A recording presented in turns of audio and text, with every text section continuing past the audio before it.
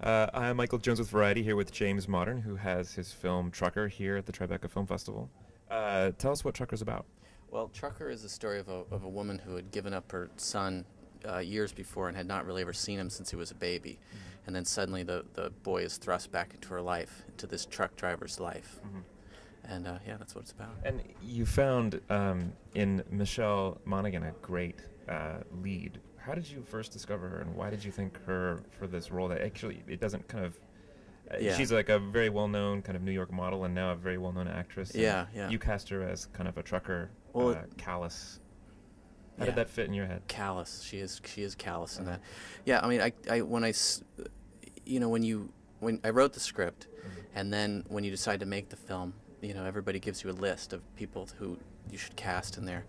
And what were some of the names on that list?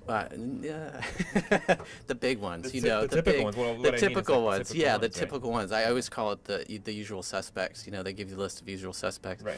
And which is fine. They're good usual suspects. But it was for me, it was a really important story to me, and I really wanted to feel the person that was in it. I didn't want to just kind of fit in just somebody who I thought would bring money or whatever it was, and I had seen Michelle in a film called Kiss Kiss Bang Bang, which is a great movie that not a lot of people saw at first, but I think it's sort of like a cult movie a little bit more, and she just does a terrific job in that.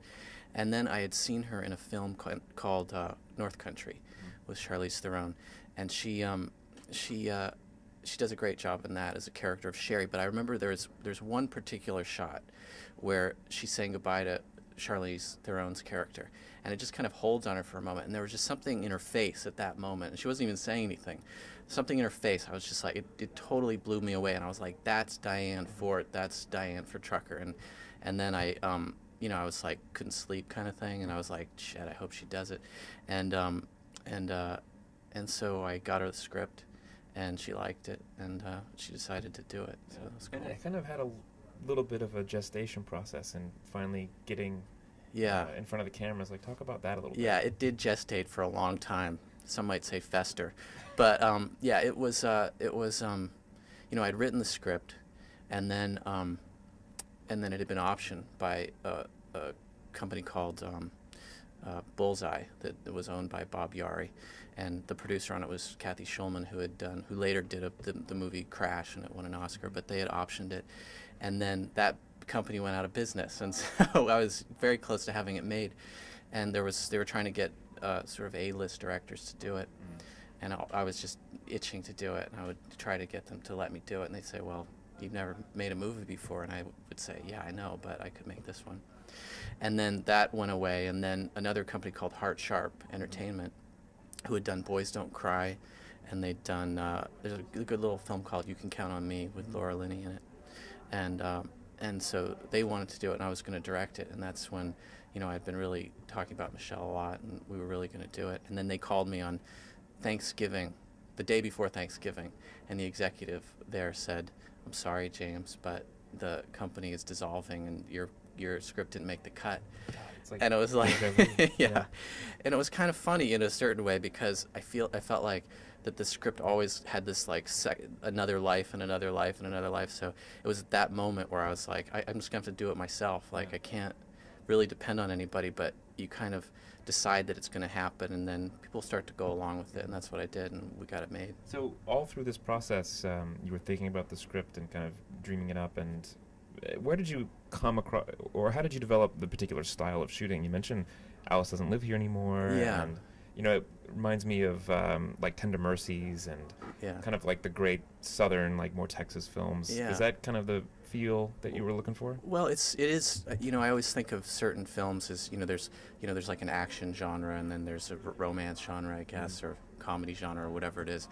But then to me, there's also like a very particular other genre that includes films like that, like Tender Mercies or Five Easy Pieces or Paris, Texas, or Alice Doesn't Live Here Anymore. It's almost like an aesthetic to me, and it's usually like a fairly kind of personal story. It's sort of small, but sometimes it's got like a big backdrop or a breadth to it. And so that was always those are the movies I like, from the 70s. Some of the, like if it's either it's Hal Ashby or it's like a Jack Nicholson film like Five Easy Pieces or something like that. And so that that aesthetic always informed it, always informed the script and the style of shooting. And when we got to the point of, you know, really deciding on, I guess you kind of have to decide on a style. You come up with a Bible a little bit of what it is.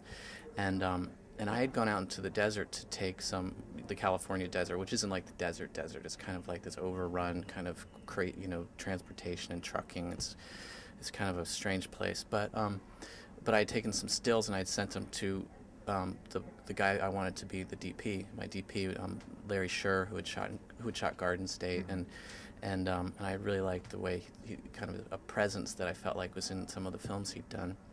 And so I had sent him these stills of Riverside, where the movie takes place, Riverside at night.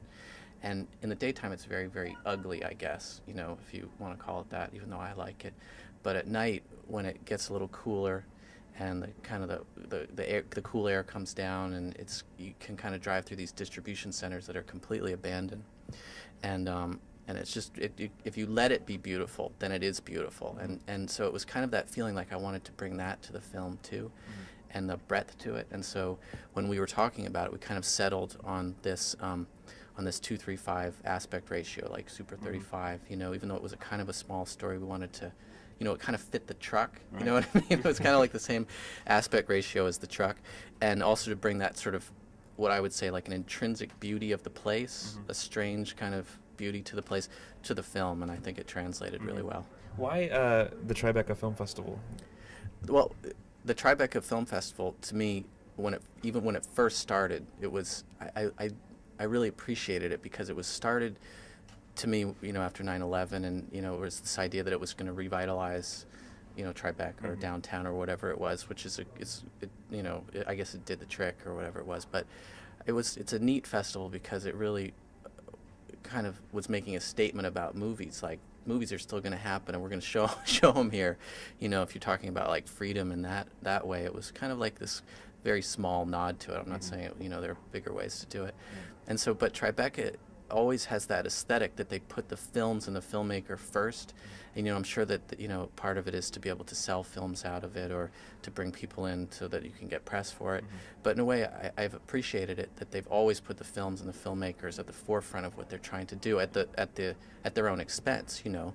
And you're looking to sell this film, right? Yeah. Out of this film festival, hopefully? Yeah, if we can, it would be great. So yeah, Tribeca's been really good to us, and we're really happy to have it here, and also to have it premiere in New York, which is really the greatest city on the planet, you know, to me at least. Well, James, thanks for coming by. Okay.